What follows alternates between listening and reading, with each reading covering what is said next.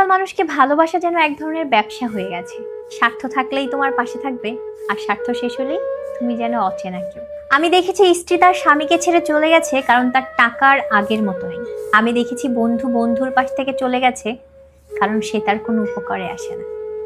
আমি দেখেছি আপন ভাইও তার ভাইকে ছেড়ে চলে গেছে কারণ তার স্বার্থ অন্য জায়গায়।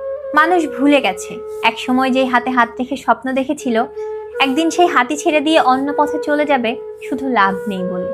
আজকাল সম্পর্কের মাপ টাকা দিয়ে হয়, মানুষের মন দিয়ে নয়। আজ হাসি আসে ফটো তোলার সময়, কিন্তু চোখ ভেজে একা ঘরে বসে। আচ্ছা, কেন আমরা এত নিষ্ঠুর হয়ে যাচ্ছি? কেনই বা এত স্বার্থপর?